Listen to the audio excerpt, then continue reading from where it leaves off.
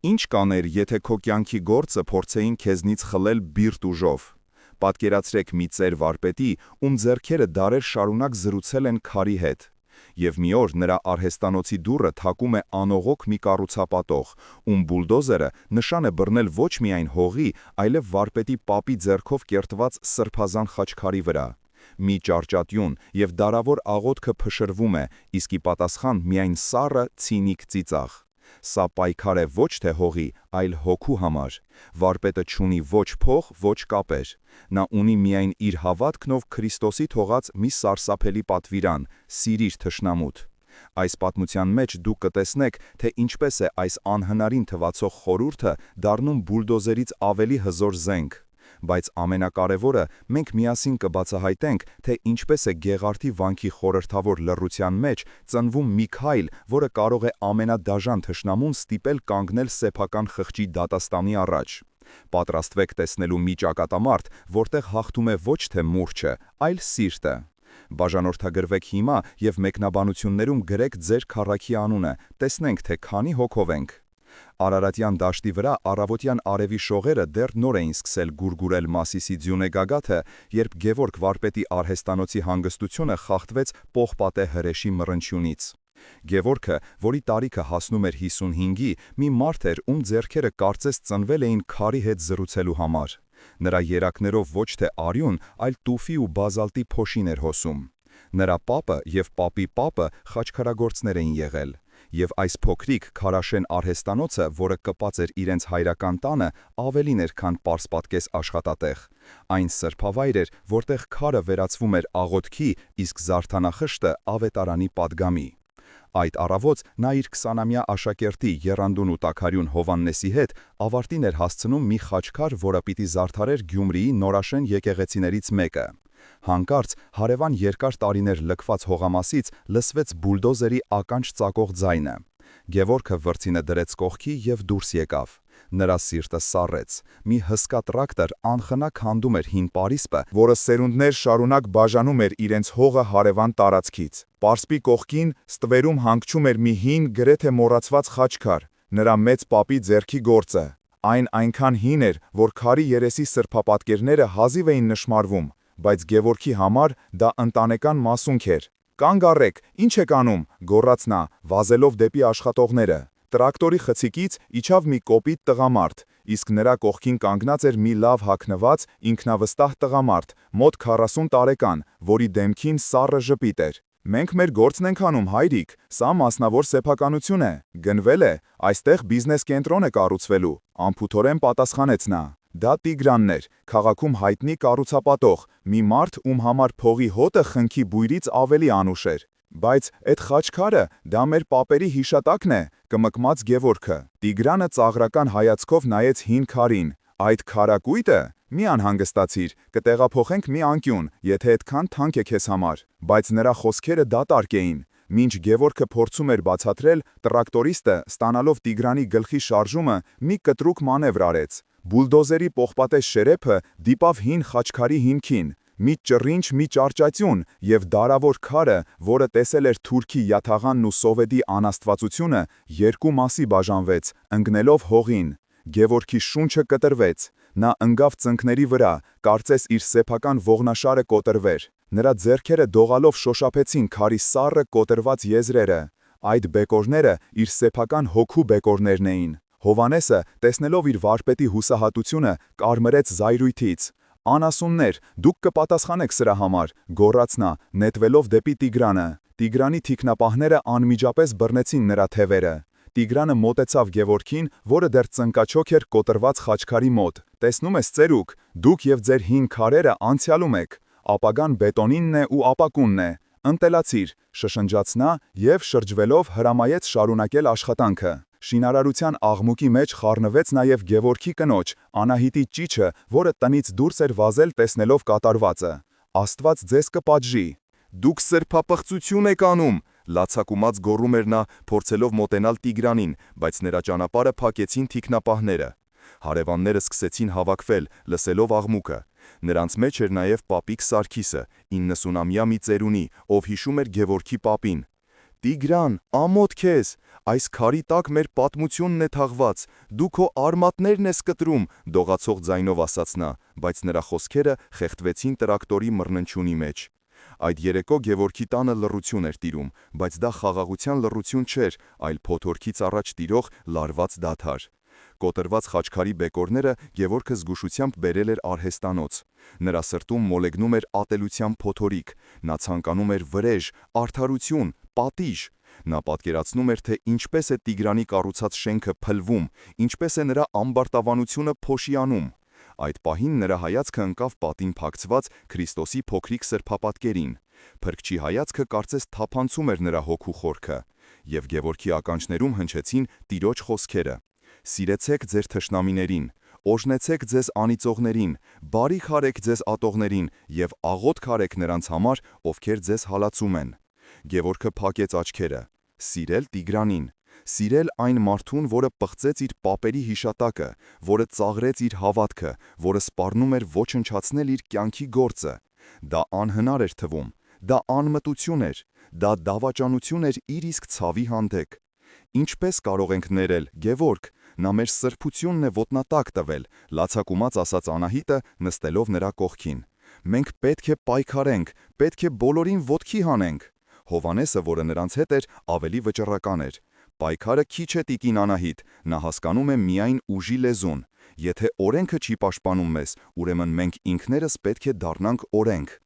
Գևորգը լսում էր նրանց, բայց նրա հոգին պատռվում էր երկու մասի՝ մարդկային վրեժխնդրության ցանկության և Քրիստոսի անհասկանալի, գրեթե անիրական թվացող պատվիրանի միջև։ Նա նայեց իր ձեռքերին, այն ձեռքերին, որոնք սովոր էին քարից կյանք կերտել, և առաջին անգամ կյանքում չգիտեր, թե ինչ պետք է աներ դրանցով։ Հաջորդ օրը Գևորգի հոգին ավելի ծանր էր, քան այն բազալտի քարը, որը սպասում էր իր մուրճի հարվածին։ Նա չէր կարողանում աշխատել, ձեռքերը չէին ենթարկվում, միտքը պղտորված էր վրեժխնդրության պատկերներով։ Հովանեսը, տեսնելով վարպետի տանջանքը, անընդհատ առաջարկում էր. «Վարպետ, եկեք դատարան դիմենք, մամուլին ասենք, մարդկանց հավաքենք, սա մշակութային վանդալիզմ է»։ Բայց Գևորգը գիտեր, որ Տիգրանի նման մարդկանց դեմ աշխարհիկ օրենքները անզոր են։ Նրա ցավը ավելի խորն էր, քան կարող էր չափել որևէ դատավոր։ Նա վերցրեց իր հին մաշված ավետարանը և ուղղվեց դեպի գյուղի Սուրբ Գևորգ եկեղեցի, իր հոգևոր հոր Տեր Սահակի մոտ։ Տեր Սահակը 70 անց մի քահանա էր, ում ճերմակ մոլուքն ու բարի աչքերը տեսել էին և սովետական աթեիզմի սառնությունը, և հավատքի վերածննդի ջերմությունը։ Նա նստած էր եկեղեցու բակում հին ընկուզենուս տվելի տակ և վերանորոգում էր մի հին պատառոտված ժամագիրք։ Գևորգը լուռ մոտեցավ և նստեց նրա կողքին։ Նա խոսքեր չէր գտնում իր ցավը բնայելու համար։ Տեր Սահակը, առանց հարցեր տալու, պարզապես նայեց նրա տանջված դեմքին, փակեց գիրքը և ասաց. «Երբ Քրիստոսը լեղան վրա քարոզում էր, նրա շուրջը հավաքված էին մարդիկ, ովքեր հռոմեացու ստրկության տակ էին։ Նրանք ամեն օր տեսնում էին անարդարություն, բռնություն, իրենց սրբությունների պղծում։ Նրանք սպասում էին, որ Մեսիան կգա և կասի. «Վերցրեք սրերը, վրեժ լուծեք»։ Իսկ նա ինչ ասաց. «Սիրեցեք ձեր թշնամիներին»։ Պատկերացնում ես նրանց տարակուսանքը, Գևորգ ջան։ Բայց ինչպես, Հայր Սուրբ, ինչպես կարելի է սիրել նրան, ով ոտնատակ է տալիս քո ամենանվիրականը։ Դա թուլություն չէ, հարցրեց Գևորգը, ձայնի մեջ հազիվ զսպելով հուզմունքը։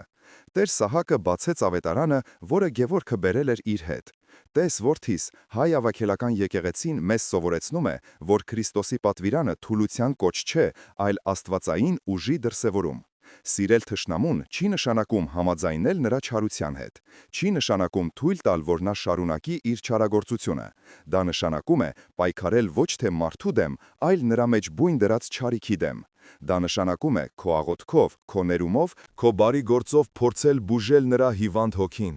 Մեր սուրբ նահատակները, Սուրբ Հռիփ Սիմեոնց կույսերը, Սուրբ Վարդանանք, նրանք չէին ատում իրենց դահիճներին։ Նրանք ատում էին այն մոլորությունը, որը տիրել էր այդ մարդկանց, և աղոթում էին նրանց փրկության համար, նույնիսկ մահվան մահճում։ Ահա թե որն է հայ քրիստոնյայի ուժը։ Քահանան ցույց տվեց եկեղեցու պատին փորագրված խաչքարերը։ Այս քարերից յուրաքանչյուրը քո պապերի նման մի վարպետ է կերտել։ Նրանք ապրել են ավելի դաժան ժամանակներում։ բայց նրանք քարի վրա ոչ թե վրեժի տեսարաններ են փորագրել, այլ խաղողի ողկույզներ, նռներ, հավերժության նշաններ և մեր Տիրոջ խաչելությունը, որը ներման և սիրո գերագույն խորհուրդն է։ Նրանք իրենց պատասխանը տվել ոչ թե քարով քարին, այլ քարի վրա կյանք կերտելով։ Գևորգը լսում էր, և քահանայի խոսքերը զովացուցիչ ջրի պես կաթում էին նրա այրվող հոգուն։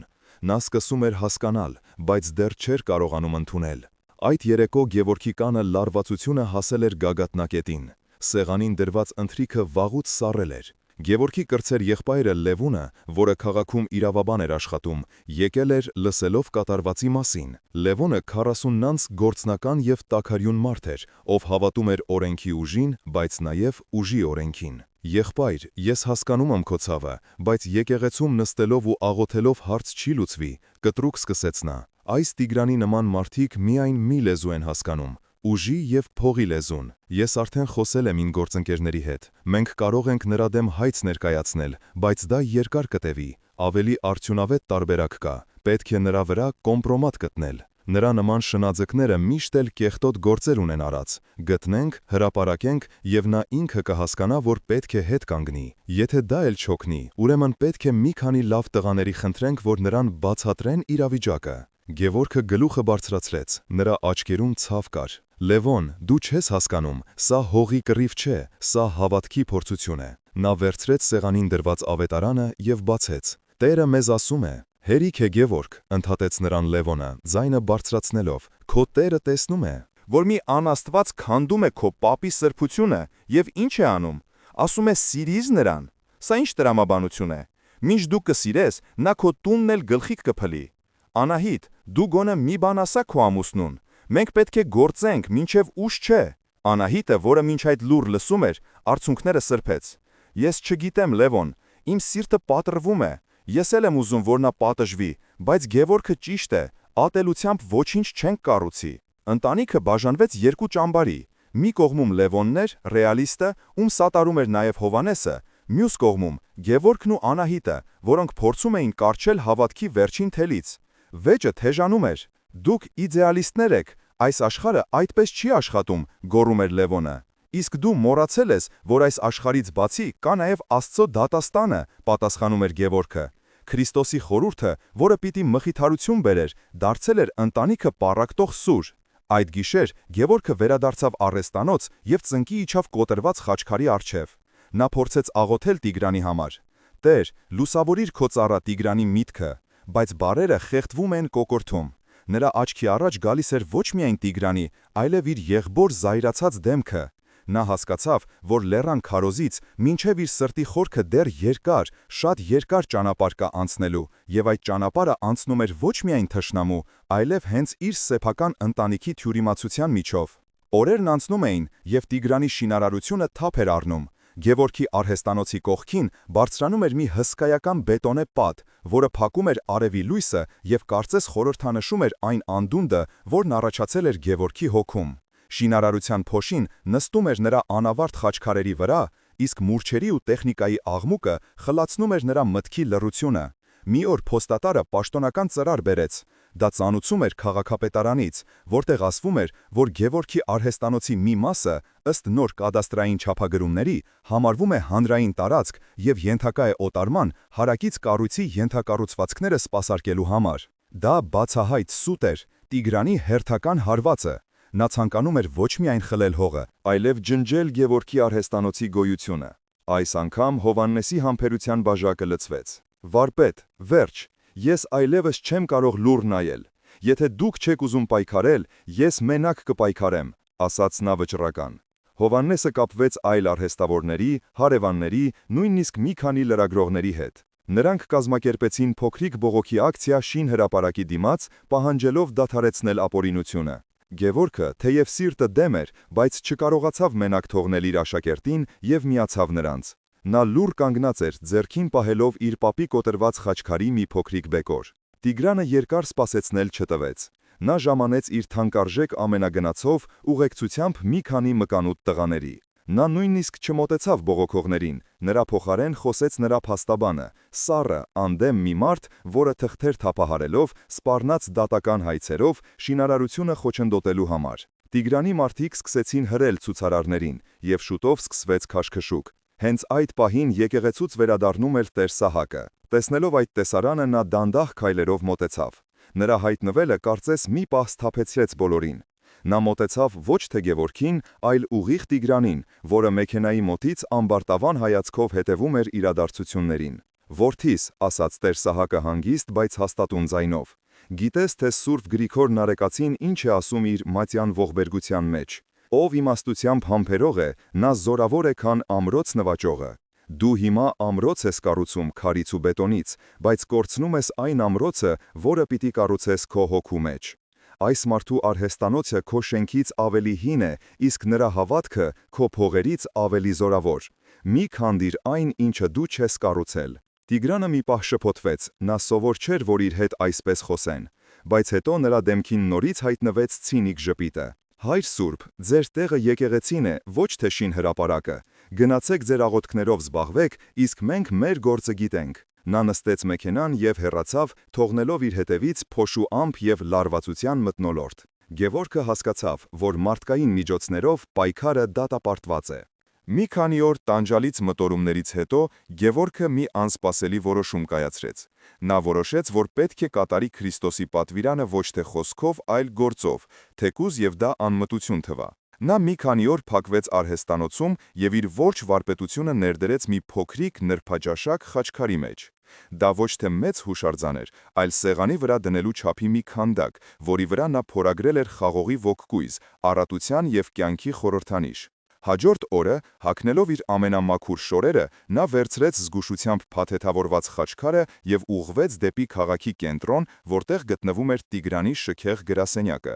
Նրա սիրտը բաբախում էր, իսկ ձեռքերը սառել էին։ Նա իրեն զգում էր Դավթի պես, որը գնում էր Գողիաթի դեմ, բայց առանց պարսատիկի։ Քարտուղարուհին զարմացած նայեց նրան, բայց լսելով, որ նա Գևորգ վարպետն է, զանգահարեց Տիգրանին։ Մի քանի րոպե անց Գևորգը կանգնած էր Տիգրանի հսկայական ապակեպատ աշխատասենյակում։ Տիգրանը նստած էր իր կաշվե բազկաթոռին, ոտքը ոտքին գցած։ «Դե, լսում եմ քեզ, ծերուկ, եկել ես խնդրելու, որ քեզ չդիպչեմ», ասաց նա ամբարտավան ժպիտով։ Գևորգը լուռ մոտեցավ, նվերը դրեց նրա սեղանին եւ զգուշությամբ բացեց փաթեթը։ «Սա քեզ համար է», հանգիստ ասաց նա, «թող Աստված օրհնի քո աշխատանքը եւ քեզ իմաստություն տա կառուցելու, ոչ թե քանդելու»։ Տիգրանի դեմքին զարմանքի արտահայտություն հայտնվեց։ Նա վերցրեց փոքրիկ խաչքարը, մի պահ զննեց այն, կարծեց գնահատելով քարի որակն ու աշխատանքի նրբությունը։ Գևորգի սրտում հույսի մի փոքրիկ կայծ թրթռաց։ Գուցե սա կաշխատի, գուցե բարին կարող է հալեցնել չարի սառույցը։ Բայց հետո Տիգրանի դեմքը նորից քարացավ։ Նա թեթևակի ծիծաղեց, շրջվեց եւ առանց վարանելու խաչքարը նետեց իր սեղանի կողքին դրված աղբամանի մեջ։ Քարի մետաղին դիպչելու ձայնը որպես մահվան զանգ հնչեց Գևորգի ականջներում։ «Ինձ քո քարերը պետք չեն», սառե ձայնով ասաց Տիգրանը, նույնիսկ չնայելով Գևորգի կողմը։ «Ինձ քո հողն է պետք, իսկ հիմա դուրս գնա իմ գրասենյակից»։ Գևորգը կանգնած էր քարացած։ Նվաստացումը այնքան ուժեղ էր, որ նա ֆիզիկական ցավ զգաց։ Նա ոչինչ չասաց, պարզապես շրջվեց եւ դանդաղ քայլերով դուրս եկավ։ Նա ջախջախված էր։ Նրա միամիտ փորձը ոչ միայն ձախողվել էր, այլև նրան դարձրել էր ավելի խոցելի։ Նա հասկացավ, որ Քրիստոսի խորհուրդը պարզապես բարի ժեստ անելը չէ։ Դրա հետևում թաքնված էր մի խորություն, որը նա դեռ պետք է բացահայտեր, եւ այդ ճանապարհը շատ ավելի դժվարին էր լինելու, քան նա պատկերացնում էր։ Գևորգի նվաստացուցիչ այցից հետո Տիգրանը հասկացավ, որ ֆիզիկական ճնշումը բավարար չէ այս համառ ծերունուն կոտրելու համար։ Նա որոշեց հարվածել ամենացավոտ տեղին՝ մարդու բարի անվանը։ Մի քանի օր անց տեղական թերթերից մեկում, որը հայտնի էր իր սկանդալային հրապարակումներով, հայտնվեց մի ծավալուն հոդված՝ «Խաչի ստվերի տակ թաքնված խաբեբաները» վերնագրով։ Հոդվածում, առանց անուններ տալու, բայց պարզ ակնարկներով, պատվում էր մի բարեպաշտ խաչքարագործի մասին, ով իբր տարիներ շարունակ խաբեությամբ յուրացրել է պետական հողատարածքը, եւ այժմ, երբ օրինական սեփականատերը ցանտանում է քաղաքի համար օգտակար կառույց ստեղծել, նա կրոնական շանտաժի է դիմում, թաքնվելով իր կեղծ բարեպաշտության հետևում։ Տիգրանը հոդվածում ներկայացվում էր որպես բարերար, ով ցանկանում է ներդրում անել քաղաքի զարգացման մեջ, բայց բախվել է մի ընտանիքի ագահությանը։ Այս զրպարտությունը կայծակի պես տարածվեց փոքրիկ քաղաքում, որտեղ բոլորը բոլորին ճանաչում էին։ Գևորգի համար սկսվեց իսկական դժոխք։ Հաջորդ օրը, երբ Անահիտը գնաց շուկա, նա զգաց, թե ինչպես են մարդկանց հայացքները փոխվել։ Մսավաճառ Ռուբենը, ում հետ նրանք տասնյակ տարիներ հարևանություն էին արել, տեսնելով Անահիտին մեջքով շրջվեց եւ սկսեց սպասարկել մեկ այլ հաճախորդի։ «Ռուբեն ջան, ինձ մի կիլոգրամ միս կքշռես», զգուշորեն հարցրեց Անահիտը։ Ռուբենը առանց նրա կողմը նայելու կոպիտ պատասխանեց. «Միս չկա, քույր ջան, վերջացել է»։ Սակայն կողքի կնոջը նա քիչ առաջ մեծ կտոր էր տվել։ Նույնը կրկնվեց հացթուխի կրպակում, հետո կանաչեղենի վաճառողի մոտ։ Երեկվա բարեկամներն ու հարևանները խուսափում էին նրա հայացքից, շշնջում էին նրա թիկունքում։ Անահիտը վերադարձավ տուն դատարկ ձեռքերով եւ արցունքն աչքերին։ «Նրանք մեզնից երես են թեքել, Գևորգ, նրանք հավատացել են այդ ստին, մեր պատիվը ոտնատակ են տվել», հեկեկում էր նա։ Ճնշումը դարձել էր ֆիզիկապես շոշափելի։ Դա ոչ միայն հոգևոր պայքար էր, այլև գոյատևման խնդիր։ Այդ երեկո նրանց տուն եկավ Լևոնը, ձեռքին թերթը։ Նրա դեմքը քարացած էր զայրույթից։ «Հիմա հասկացաք, թե ում հետ գործ ունենք։ Դու գնում ես նրան խաչ ես նվիրում, իսկ նա քո ընտանիքի անունը ցեղի հետ է հավասարեցնում։ Սա է քո սիրիր թշնամուտ պատվիրանի արդյունքը։ Ինչ կասեն մարդիկ, մեր հոր անունն են պղծում, իսկ դու լուռ ես։ Ես այլևս չեմ կարող սպասել, վաղը ես ինքս կգնամ եւ կխոսեմ այդ սրիկայի հետ, իմ լեզվով»։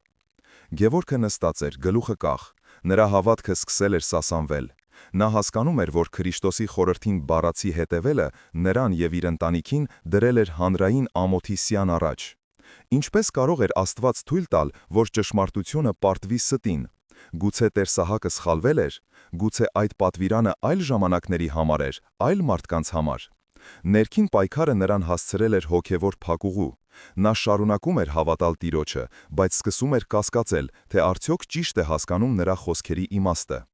Իր միամիտ քայլը ոչ միայն չէր լուծել խնդիրը, այլև այն հասցրել էր մի նոր, ավելի վտանգավոր մակարդակի, որտեղ վտանգված էր ոչ միայն իր արհեստանոցը, այլև իր ընտանիքի պատիվն ու ապագան։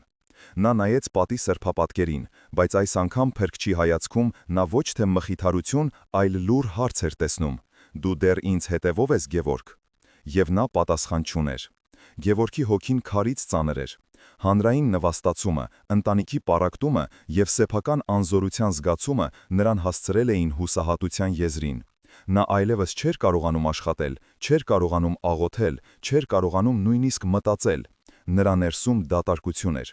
Մի առավոտ, առանց որևէ մեկին զգուշացնելու, նա դուրս եկավ տնից եւ քայլեց դեպի լեռները, դեպի հին կիսավեր մի վանք, որի մասին պատմում էին, թե այնտեղ աղոթքն ավելի մոտ է Աստծուն։ Նա չգնաց այնտեղ աղոթելու կամ պատասխաններ փնտրելու։ Նա գնաց, որովհետև այլ տեղ չուներ գնալու։ Նա ուզում էր պարզապես փախչել բոլորից եւ ամեն ինչից, հատկապես իր սեփական մտքերից։ Վանքը գրեթե ամայի էր։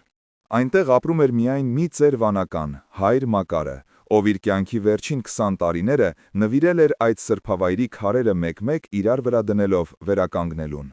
Գևորգը ոչինչ չասաց նրան։ Նա պարզապես նստեց վանքի բակում մի հին թթենու տակ եւ սկսեց նայել դատարկությանը։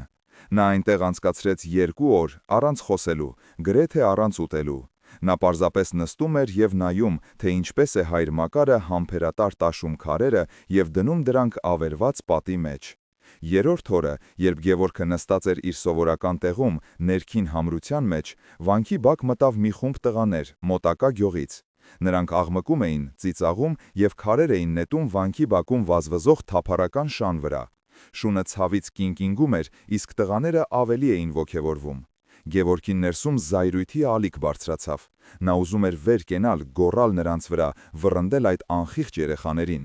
Բայց նրա մարմինը կարծես կապված լիներ։ Հենց այդ պահին հայր Մակարը դուրս եկավ իր խցից։ Նա լուռ մոտեցավ։ Տղաներից մեկը, վախենալով, որ վանականը կբարկանա, վերջին քարը նետեց շան ուղղությամբ եւ ընկերների հետ փախավ։ Քարը, սակայն շանը չդիպավ, այլ ընկավ հայր Մակարի ոտքերի մոտ։ Գևորգը սպասում էր, որ վանականը կվերցնի քարը եւ հետ կնետի փախչող տղաների հետևից, կամ գոնը կանիցի նրանց։ Բայց հայր Մակարը արեց մի բան, որը ցնցեց Գևորգին մինչև հոգու խորքը։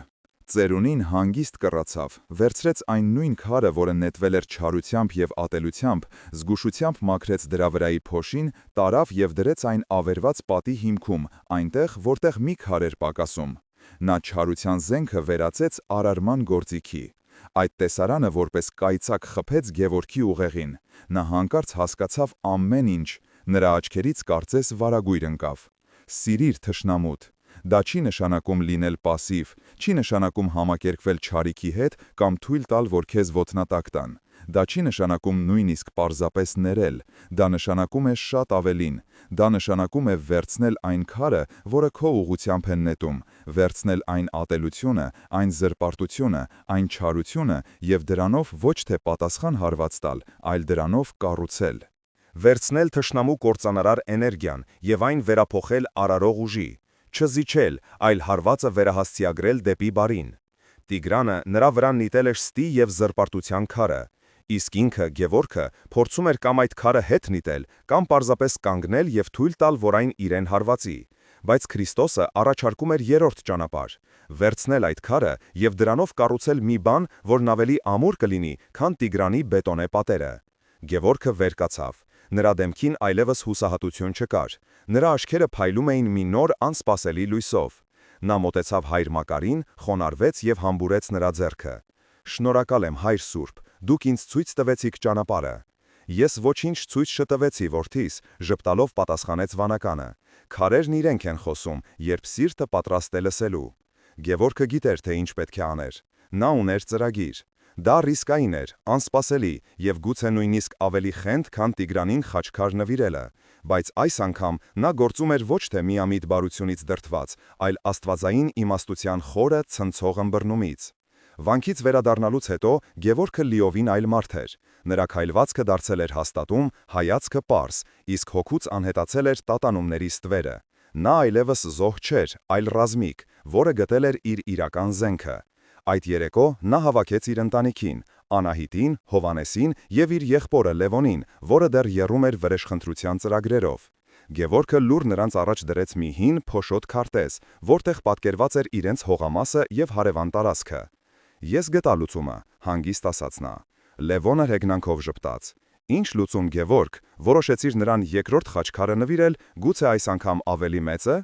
Գևորգը ուշադրություն չդարձրեց նրա խոսքերին։ Նա մատով ցույց տվեց իրենց արեստանոցի հետևում գտնվող մի փոքրիկ քառակուսի նշան։ Հիշում եք այստեղը։ Այստեղ մեր պապի օրոք մի փոքրիկ մատուր կար Սուրբ Սարգսի անունով։ Սովետի տարիներին քանդեցին, բայց հիմքերը մնացել են։ Դրանք մեր հողի վրա են, հենց Տիգրանի ապագա շենքի պատուհանների տակ։ Դե ինչ դրանից, անհամբեր հարցրեց Լևոնը։ Գևորգը նայեց նրանցից յուրաքանչյուրին ուղիղ աչքերի մեջ եւ հայտարարեց իր ծրագիրը, որը կարծես խելագարություն լիներ։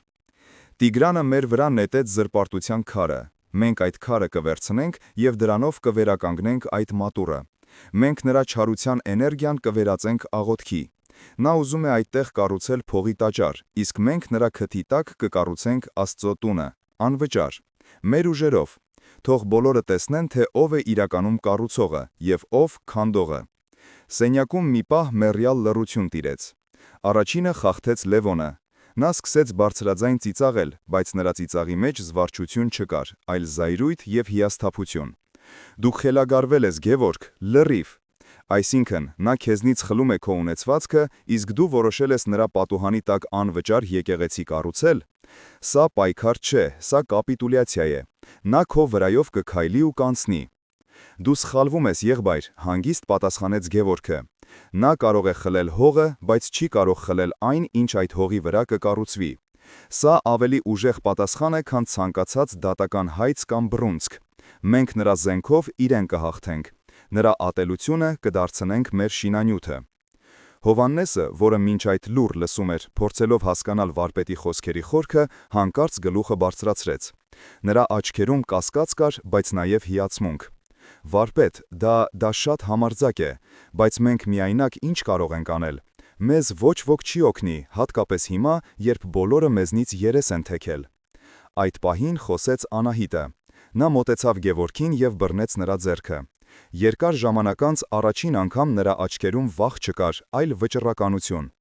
Նա նայեց ամուսնու աչքերի մեջ, որտեղ տեսնում էր այն նույն անսասան հավատքի կրակը, որին ժամանակին սիրահարվել էր, եւ պարզ ասաց. «Ես քեզ հետ եմ, Գևորգ»։ Այս որոշումը նոր պառակտում առաջացրեց, բայց նաև ստեղծեց նոր դաշինք։ Լևոնը գլուխը թափահարելով դուրս եկավ, մրմնջալով. «Դուք կործանում եք այս ընտանիքը ձեր հեքիաթներով»։ Բայց Հովաննեսը մնաց։ Նա դեռ լիովին չէր հասկանում Գևորգի ծրագրի իմաստությունը, բայց նրա վարպետի հանգիստ վստահությունը վարակիչ էր։ Հաջորդ օրը Գևորգը գնաց Տեր Սահակի մոտ եւ պատմեց իր որոշման մասին։ Ծեր քահանան երկար լսեց նրան, հետո նրա դեմքին հայտնվեց լուսավոր ժպիտ։ Դու գտել ես, որդիս, դու հասկացել ես, որ քրիստոնյայի ուժը ոչ թե պատասխան հարվածի ուժի, այլ հարվածը կլանելու եւ այն լույսի վերածելու կարողության մեջ է։ Դա դժվարին ճանապարհ է, եւ շատերը քեզ խելագար կհամարեն, բայց իմացիր, որ Աստված այն խելագարների հետ է, ովքեր համարձակվում են իր խոսքով ապրել։ Գևորգը ստացավ իր հոգևոր հոր օրհնությունը, բայց գիտեր, որ ամենադժվարը դեռ առջևում էր։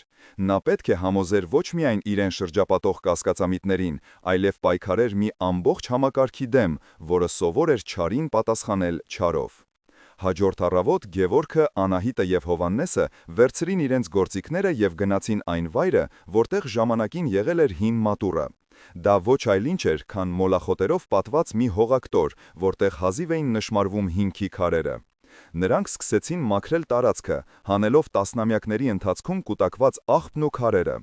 Նրանց աշխատանքը լուր էր, բայց վճռական։ Յուրաքանչյուր հանված քար, յուրաքանչյուր մաքրված թիզ հող կարծես աղոթք լիներ։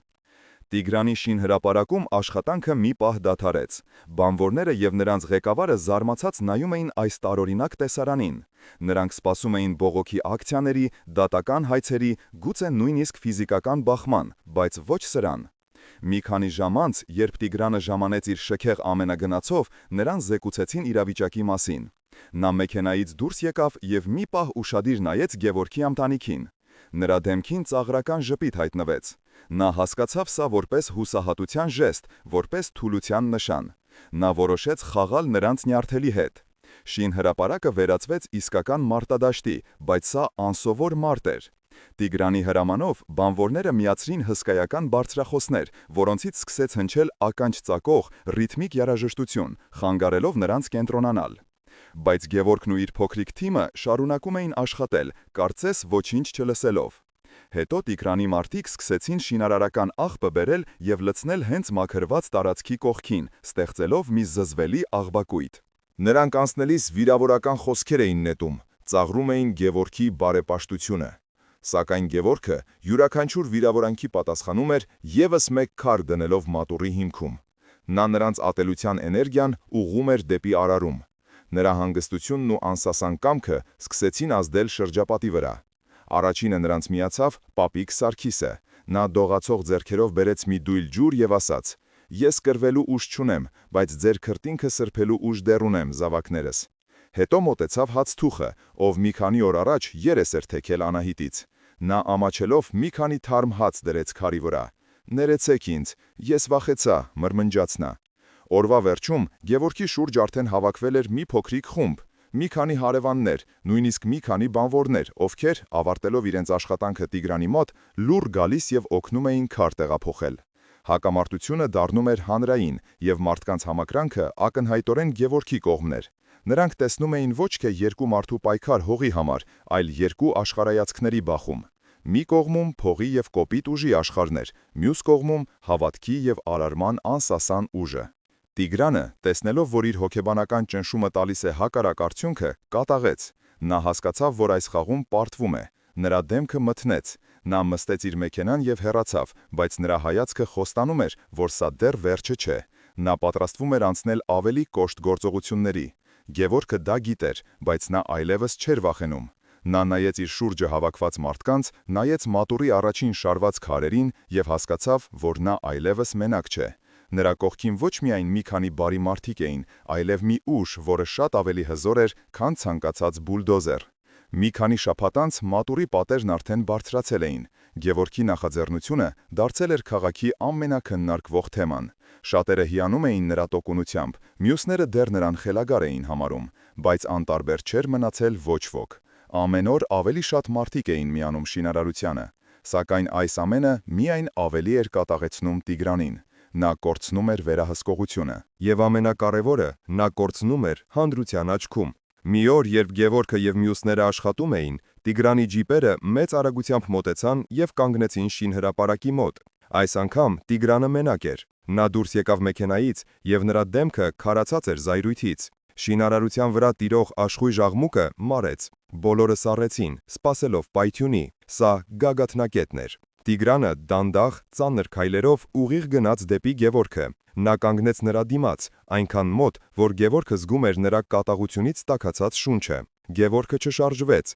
նա չխոնարհեց հայացքը։ Նա ուղիղ նայում էր Տիգրանի աչքերի մեջ, բայց նրա հայացքում ոչ թե վախ կար, ոչ թե ատելություն, այլ խորը, անսահման տխրություն և կարեկցանք։ Մի քանի վայրկյան նրանք լուռ նայում էին իրար։ Հետո Գևորգը շատ հանգիստ, գրեթե շշուկով արտասանեց մի պարզ նախադասություն. «Ես իմացա, որ քո ծնողները, Հակոբն ու Սաթենիկը, այս եկեղեցու ծխականներն են եղել։ Նրանք են քեզ մկրտել այստեղի հին մատուռում, այս նոր մատուռը թող լինի նաև նրանց հիշատակին»։ Եվ նա իր ձեռքի մեջ դրեց մի փոքրիկ, հարթ տաշված քար, որի վրա փորագրված էին երկու անուն՝ Հակոբ և Սաթենիկ։ Այդ պահին տեղի ունեցավ անհավանականը։ Տիգրանի դեմքի երկաթե դիմակը ճաքեց։ Նրա աչքերում մի պահ երևաց ոչ թե կառուցապատողը, ոչ թե գործարարը, այլ մի փոքրիկ, մոլորված տղա, ով հանկարծ լսել էր իր ծնողների անունները։ Նրա ձեռքը, որը սովոր էր ստորագրել միլիոնավոր դոլարների պայմանագրեր, դողալով վերցրեց փոքրիկ քարը։ Նրա շուրթերը շարժվեցին, կարծեց ուժում էր մի բան ասել, բայց ոչ մի ձայն դուրս չեկավ։ Նա մի պահ նայեց քարին, հետո Գևորգին, և նրա հայացքում այլևս զայրույթ չկար, այլ միայն շփոթություն և անսահման հոգնածություն։ Նա ոչինչ չասաց, պարզապես կտրուկ շրջվեց, նստեց իր մեքենան և հեռացավ։ Այդ օրվանից Տիգրանին այլևս ոչ ոք չտեսավ շինհրապարակի մոտ։ Բուլդոզերները լռեցին, հոգեբանական պատերազմը դադարեց։ Մի քանի ամիս անց Սուրբ Սարգիս մատուռն արդեն ավարտված էր։ Դա մեծ եկեղեցի չէր, այլ փոքրիկ, հարմարավետ, լույսով լի մի կառույց, որի յուրաքանչյուր քարը դրված էր սիրով և հավատքով։ Գևորգի աշխատանոցը նորից աշխատում էր, և պատվերներն էլ ավելի շատ էին, քան երբևէ։ Մարդիկ գալիս էին ոչ միայն խաչքար պատվիրելու, այլև պարզապես տեսնելու այն մարդում, ով կարողացավ չարությունը վերածել բարության։ Բայց ամենամեծ փոփոխությունը տեղի էր ունեցել նրա ընտանիքում։ Մի օր Գևորգը տեսավ, թե ինչպես է իր եղբայր Լևոնը, որը ամիսներ շարունակ խուսափում էր նրանից, լուռ մտել արհեստանոց, վերցրել մուրճն ու հատիչը և սկսել օգնել Հովհաննեսին մի մեծ քար տաշելիս։ Նա ոչինչ չասաց։ Գևորգը նույնպես լուռ մնաց։ Ոչ մի խոսք պետք չէր։ Այդ լռության մեջ կար և ներողություն, և հարգանք, և ընտանիքի վերականգնված միասնություն։ Գևորգը հասկացավ, որ ինքը հաղթել է ոչ թե Տիգրանին, այլ այն չարիքին, որը փորձում էր բույն դնել իր ընտանիքի և իր համայնքի սրտերում։ Սիրելի բարեկամներ, Գևորգի պատմությունը ցույց տվեց, որ Քրիստոսի պատվիրանը «Սիրեցեք ձեր թշնամիներին» ոչ թե պասիվության կամ թուլության կոչ է, այլ ամենահզոր ստեղծագործ ուժի բանաձևը։ Այն սովորեցնում է մեզ վերցնել աշխարհի կողմից մեր վրա նետված քարերը և դրանցով կառուցել տաճարներ և քարից, և մեր հոգիների մեջ։ Սա այն ճանապարհն է, որով մեր նախնիները հազարամյակներ շարունակ կառուցել են մեր Հայաստանը և պահպանել մեր հավատքը։ Այսօր մենք բոլորս մեր կյանքում ունենք մեր Տիգրաններին և մեր քարերը։ Ես ուզում եմ խնդրել ձեզ. կիսվեք մեկնաբանություններում, թե ինչպես կկիրառեիք Հիսուսի այս խորհուրդը ձեր սեփական կյանքում։ Ինչ քարեր են նետում ձեր վրա և ինչպես կարող եք դուք դրանց վերածել արարման։ Եկեք միասին սովորենք կառուցել, ոչ թե քանդել։ Քանզի Քրիստոսի իմաստությամբ ապրելը ոչ միայն մեր անձնական փրկության, այլև մեր ազգի և մեր եկեղեցու ամրության գրավականն է։ Շնորհակալ եմ ձեր ուշադրության համար, Աստված ձեզ հետ։